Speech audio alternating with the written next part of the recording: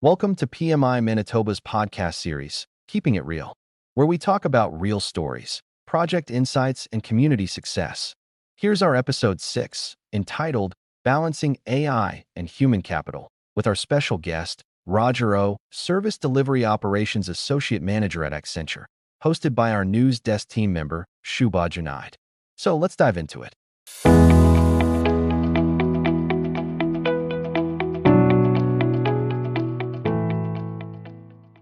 Welcome back to PMI Manitoba's very own podcast series, Keeping It Real, with me, your host today, Shubha Junaid. Today, we are going to discuss artificial intelligence, and this discussion will focus on the intersection of artificial intelligence and human capital. Before we get started, I would like to share a short note. This conversation is meant to be educational and thought-provoking. Neither I nor my guests claim to be an AI expert.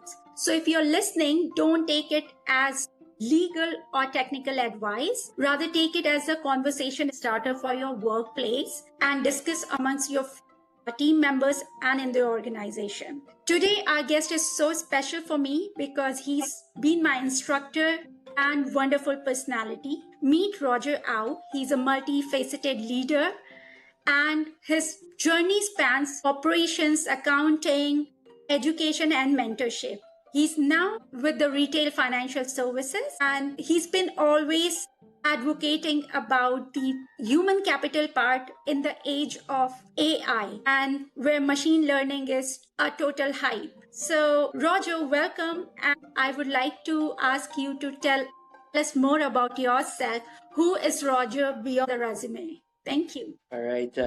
Thank you, Shubha, for inviting me. First of all, I'm very excited to join this podcast and share my experience and my knowledge with all the listeners and viewers. A little bit about myself in terms of what some interesting facts beyond the resume would be. I'm a runner, even though I might not be running as much as I used to, but I still love to talk about running, my experience, my journey through running. A lot of times I would talk about using running as an analogy in everyday situation. Aside from that, another one of my hobbies would be woodworking. Like I love building things.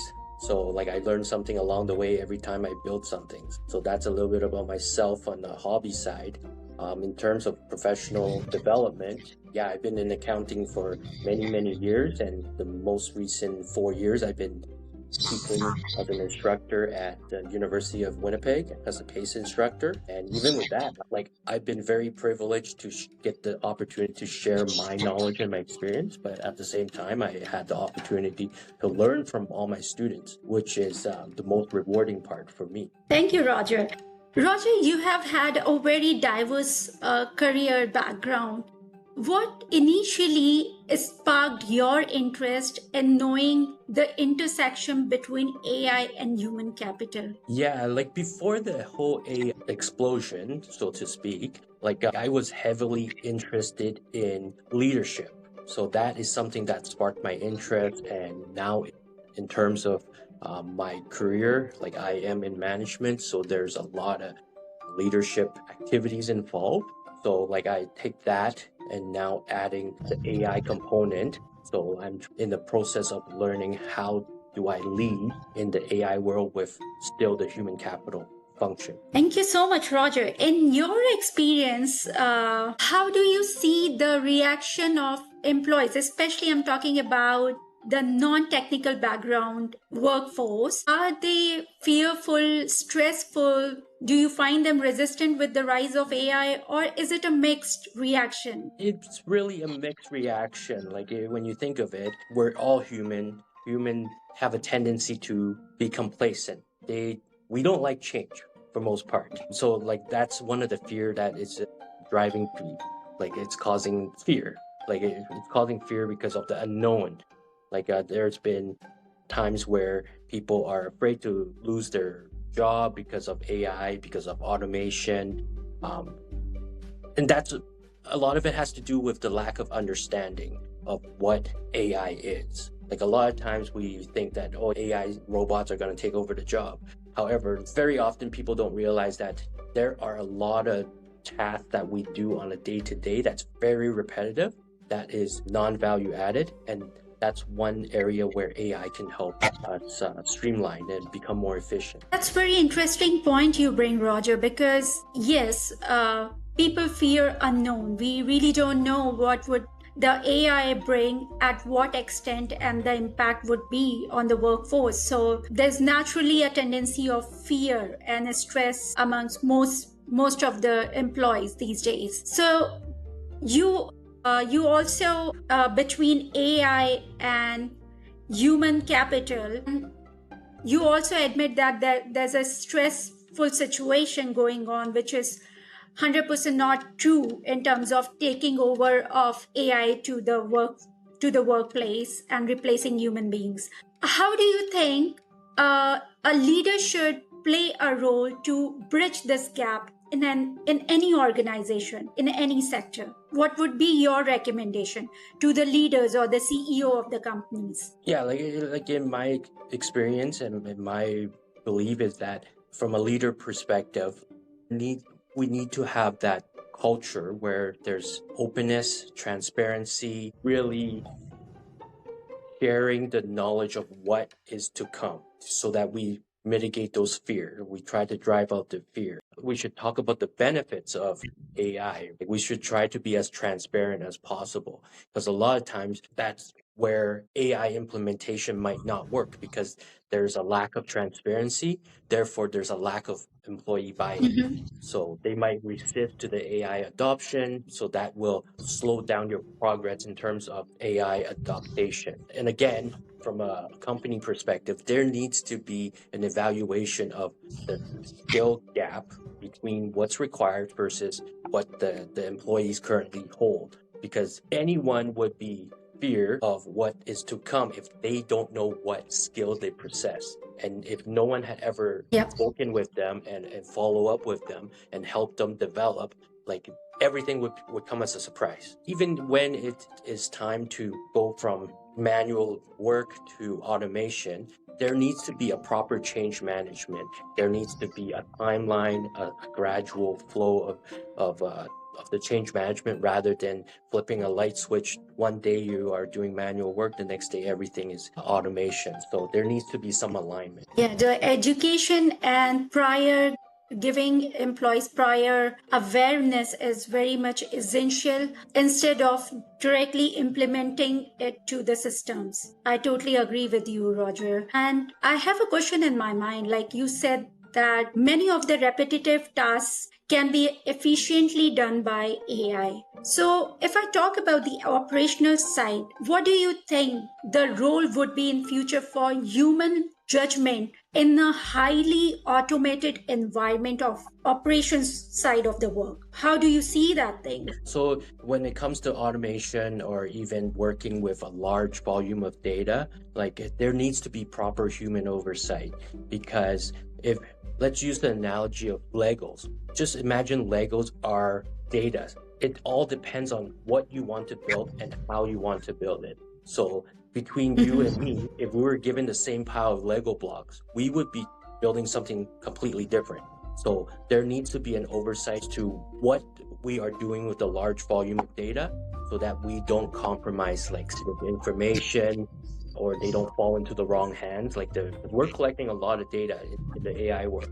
So it's very important that there's proper oversight. We need to make sure that there's proper oversight so that there are the data, the analytics that we're creating or providing to businesses are not, biased in any way.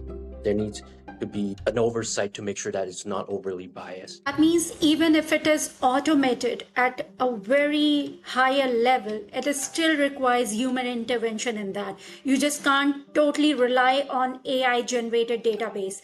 It needs a verification, a check via human beings or the human capital in the workforce. Absolutely. It's very important that there is someone checking, validating the data. And here's the heart of our discussion. I've been seeing so many articles, and these days there's a buzz in IT industries that industries are pouring billions into implementing AI side at the workforce. But do you think that companies should also look at the empowerment and change management side of this aspect instead of just bringing AI into the workplace. Do you think that is required, or are they on the right path just by embedding the AI everywhere at the workplace?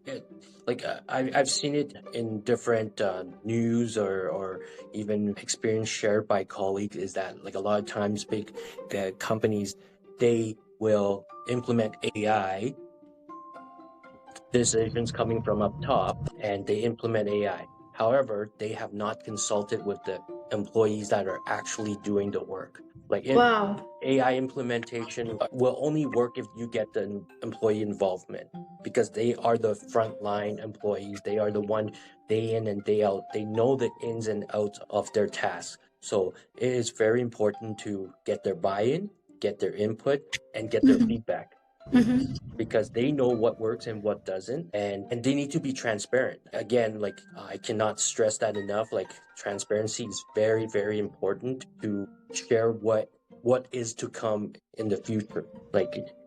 And Yes. there needs to be a lot of Totally agree. training and development involved. Like, there needs to be resources allocated to employees so that they could continue to upskill themselves, so that they could prepare for what is ahead, because your job today will be different tomorrow. Yes, and I was about to ask this question, Roger, since you belong to education industry as well, and I would like to know your opinion on that. Do you think that the traditional education system is keeping pace with the future needs coming with the AI, emerging needs of the AI or AI related jobs? Do you feel they are keeping up the pace with the new requirement, our traditional education system? And if it is not, what would you suggest them to change? Yeah, so that question, it's a little tricky one. I need to be careful what I say, because I'm still an instructor. In terms of from an education perspective, I know there's a lot of things that can be done with AI. You could probably write an essay with using AI as well.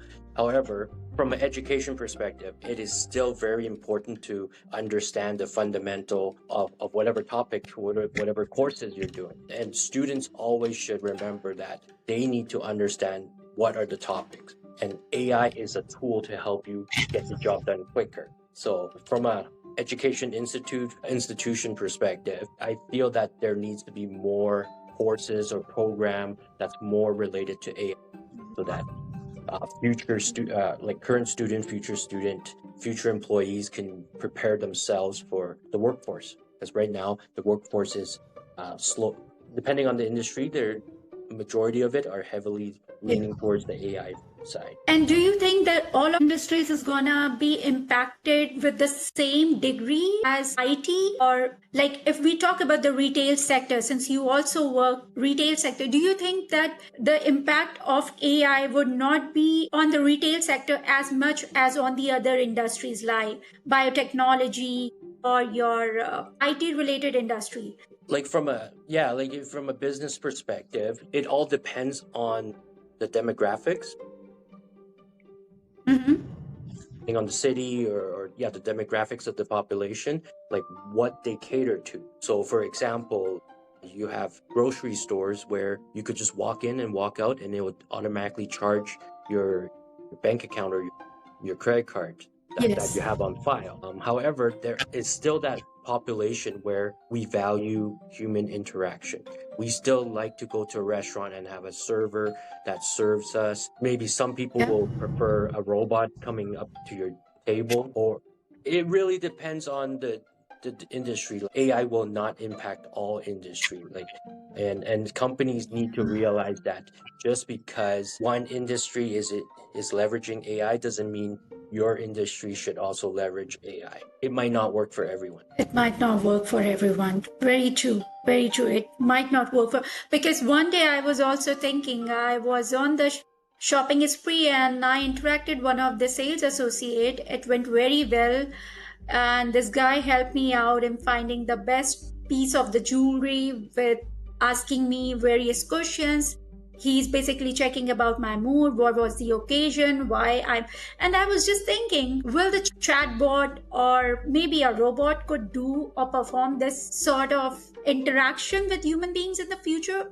I don't know. And that's why I thought to bring this question up in our conversation. So yes, that's true that not every industry gonna reap the benefits what they are saying with the AI. It will not work out for all the industries. Roger, I would like to ask you one question. If you have to give one suggestion to the new professional who are studying here in Canada or trying to make their future in any industry, looking at the artificial intelligence perspective and the age of machine learning, what skill or resource or book you want to recommend? In terms of AI books, resources, there are so many out there. I cannot pinpoint at any of them. However, like as much as AI is gonna be everywhere or close to everywhere, there is still certain skill sets that every human being should have. Like, for example, they need to build up their soft skill, their communication skill. They need to have empathy and things like that. So those are things that AI doesn't have. Wow. So in You terms of, answered one of my question. yeah, in terms of books for learning all of those, one that I would highly recommend is Simon Sinek. So he's a talk speaker. So like I follow him online, and I read a few of his books. So there's a lot of content where he talks about the soft skills that people should have. It talks about leadership. As much as there's AI, there still needs to be leadership involved in any organization. So you think that one of the skills which AI cannot replace is this skill of empathy and compassion and understanding. It cannot be replaced by AI. I can't see it being replaced in our lifetime. We don't know. A huge amount of data is putting into the machine learnings, but how they're gonna teach them empathy and compassion. That would be interesting. And Roger, I know we don't have a crystal ball, and as you said, in our lifetime, but as a prediction, what would you predict for the future? What do you see in the coming 5 years? What would be the strategy for the HR managers to hire employee in the age of AI after 5 years from now? I guess, well, the way I see it is that it is as much as companies are trying to hire people with certain skill set or education level, I feel that it is equally important to hire people who have the right attitude. It's really about people who are adaptable, who are flexible, who's open to change, who has that open mindset that will take that extra step, go that extra mile, someone who's continue to stay curious. Because just because you are hired for a job today, your job will change tomorrow. And you need to continue to stay flexible and be adaptable to the changes around you. So those are the things that I tend to look for. Education can be taught, certain technical skills, you could learn those online. But attitude and being flexible, those are traits that are hard to come by. Wonderful. I hope our listeners and many of the HR professionals will take a piece of advice from here, Roger, because that's certainly we've been taught that skills can be taught or an employee can be learned, but the attitude, it comes within. You should always hire a person who have that attitude of learning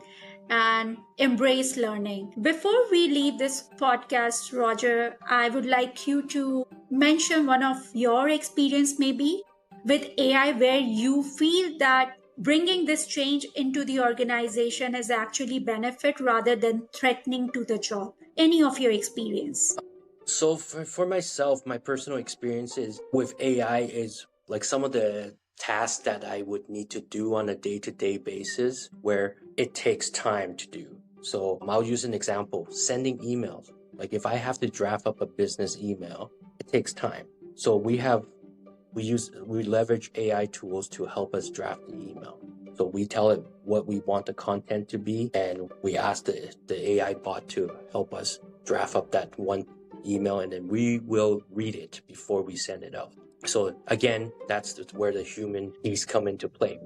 Doesn't matter if AI is drafting up that email, us humans should still be reviewing the work before sending it out. So Very and for nice, myself, Roger. that saved me a lot of time. Yes, I totally agree with you because that has made our lives very easy instead of spending more time on drafting an email or writing them back. But an oversight is very much required before we are sending them out to anyone. So, Roger, thank you so much for your time. I know there's a time constraint with this podcast, and AI is a vast topic. Before leaving, just last question. Do you think that prompt engineering would be one of the required skill for any future job at the workplace? Like it is going to be one of the additional skill set, the prompt engineering. Do you think this coming in the future, or is it just confined to IT industry? I believe AI would be part of many educational program, like in many of the institutions. But again, it has to start with employee and employer. Like they need to recognize what they need, and they are the ones who give that feedback to the university, the colleges, as to what skill sets they are looking for. It's a partnership between employer and education institutions. Thank you, Roger, for your time and sparing time with a lots of knowledge and removing that fear from us. Like we should see AI as an assistant at a workplace rather than a competition, I believe. Think of it as an assistant, a good assistant, not as a competition, so that we can grow together alongside. Yes, absolutely. Thank you very much for having me and giving me the opportunity to share my view on AI.